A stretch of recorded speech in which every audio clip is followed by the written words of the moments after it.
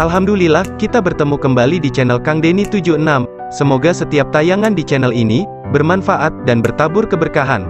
Kali ini, saya mengajak sahabat semua mengenal biografi para imam mazhab yang 4. Selamat menyaksikan.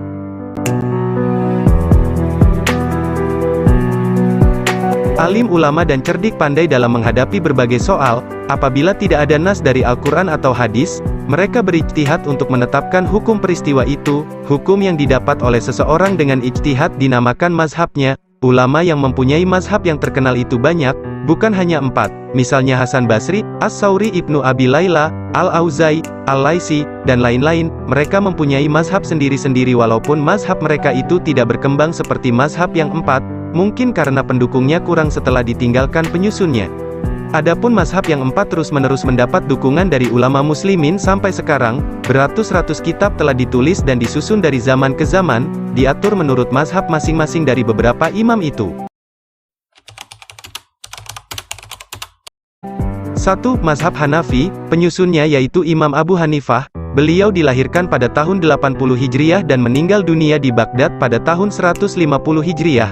Beliau belajar di Kufah, dan di sanalah beliau mulai menyusun mazhabnya. Kemudian beliau duduk berfatwa mengembangkan ilmu pengetahuan di Baghdad.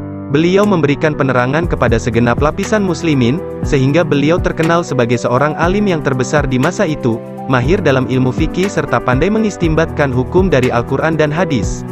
Menurut riwayat yang dapat dipercaya, beliau adalah wadi ilmu fikih, yang mula-mula menyusun ilmu fikih sebagaimana susunan sekarang ini. Beberapa ulama telah bergaul dengan Abu Hanifah, mereka pelajari mazhab beliau dan hukum yang mereka dapat dari beliau itu mereka tulis, bukukan. Mereka sebagai pendukung mazhab Abu Hanifah, kemudian sebagian besar dari mereka kembali menyelidiki dan memeriksa hukum-hukum tadi dengan memeriksa dalil-dalilnya serta disesuaikan dengan keadaan-keadaan kefaedahan dan kemudaratannya, sehingga beberapa di antara mereka ada yang tidak mufakat terhadap sebagian dari hukum-hukum yang telah ditetapkan oleh imam tadi.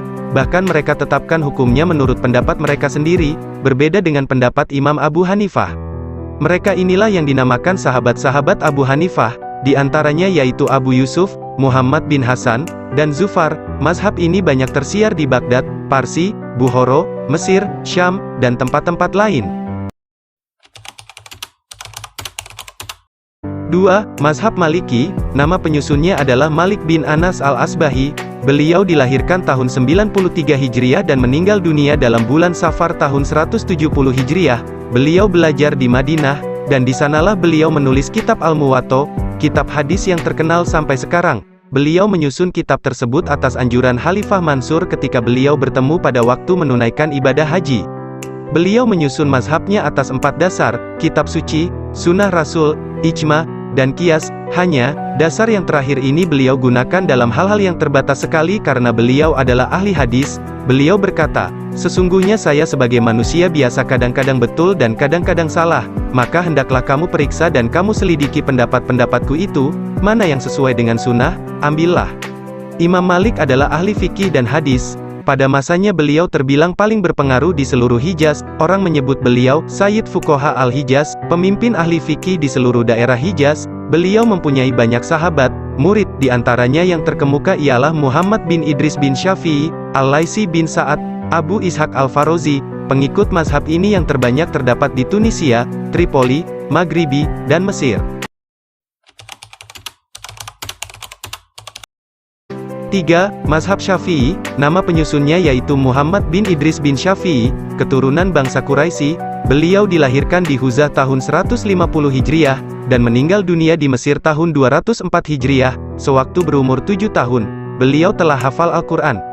Setelah berumur 10 tahun, beliau hafal Al-Muwatta, kitab guru beliau, Imam Malik. Setelah beliau berumur 20 tahun, beliau mendapat izin dari gurunya, Muslim bin Khalid, untuk berfatwa.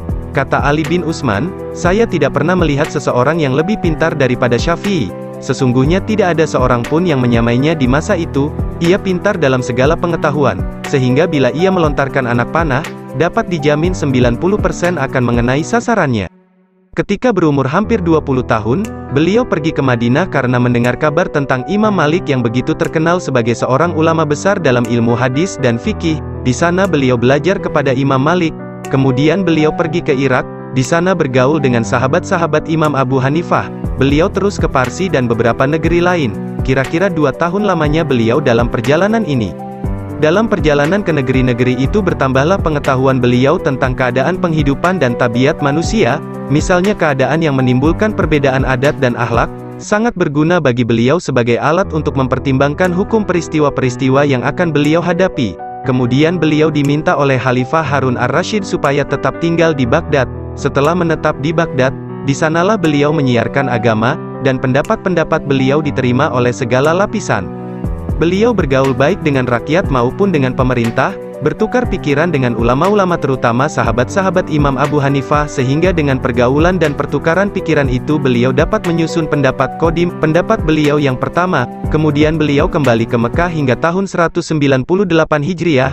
Pada tahun itu pula beliau pergi ke Mesir. Di sana beliau menyusun pendapat beliau yang baru, Qaulul Jadid. Kata-kata Syafi'i yang sangat perlu menjadi perhatian, terutama bagi ulama yang mendukung dan mengikuti mazhab Syafi'i, ialah, apabila hadis itu sah, itulah mazhabku, dan buanglah perkataanku yang timbul dari ijtihadku. Pengikut mazhab Syafi'i yang terbanyak ialah di Mesir, Kurdistan, Yaman, Aden, Hadramaut, Mekah, Pakistan, dan Indonesia. 4. Mazhab Hanbali. Nama penyusunnya ialah Ahmad bin Muhammad bin Hanbal bin Hilal. Beliau dilahirkan di Baghdad dan meninggal dunia pada hari Jumat tanggal 12 Rabiul Awal tahun 241 Hijriah. Semenjak kecil beliau belajar di Baghdad, Syam, Hijaz, dan Yaman. Beliau adalah murid Imam Syafi'i. Syafi'i memuji beliau. Katanya, saya keluar dari Baghdad, tidak saya tinggalkan di sana seorang yang lebih takwa, lebih waro, dan lebih alim selain Ahmad bin Hanbal, yang sungguh banyak menghafal hadis. Murid beliau banyak yang terkemuka, di antaranya yaitu Bukhari dan Muslim. Beliau berpegang teguh pada fatwa sahabat apabila tidak ada nas. Beliau menyusun mazhabnya atas 4 dasar. Dasar pertama ialah nas Quran dan hadis. Dalam soal yang beliau hadapi, beliau selidiki ada atau tidaknya nas. Kalau ada nas, beliau berfatwa menurut nas itu. Dasar kedua ialah fatwa sahabat. Dalam satu peristiwa, apabila tidak ada nas yang bersangkutan dengan peristiwa itu, beliau cari fatwa para sahabat. Apabila ada fatwa dari salah seorang sahabat, sedangkan beliau tidak melihat bantahannya dari sahabat-sahabat lain, beliau hukumkan peristiwa itu menurut fatwa sahabat tadi. Jika fatwa itu berbeda antara beberapa sahabat, beliau pilih yang lebih dekat pada kitab atau sunnah. Dasar ketiga ialah hadis mursal atau lemah, apabila tidak bertentangan dengan dalil-dalil yang lain. Dasar keempat ialah qiyas. Beliau tidak memakai qiyas kecuali apabila tidak ada jalan lain. Beliau sangat hati-hati dalam melahirkan fatwa apabila tidak ada nas atau asar sahabat. Kemungkinan besar karena sangat hati-hatinya beliau menjalankan fatwa itulah yang menyebabkan lambatnya mazhab beliau tersiar di daerah-daerah yang jauh, apalagi murid-murid beliau pun sangat berhati-hati pula. Mula-mula mazhab itu tersiar di Baghdad, kemudian berangsur-angsur keluar ke daerah-daerah lain. Sekarang yang terbanyak pengikutnya ialah di Hijaz. Apalagi sesudah Raja Ibnu Saud menetapkan bahwa mazhab Hanbali menjadi mazhab resmi bagi pemerintah Saudi Arabia. Di Mesir tidak tampak mazhab ini kecuali pada abad ke-7 Hijriah. Hingga sekarang tidak banyak rakyat Mesir yang mengikuti mazhab ini. Demikianlah ringkasan perkembangan hukum fikih Islam. Semoga bermanfaat. Terima kasih bagi sahabat yang sudah menyimak video ini sampai tuntas.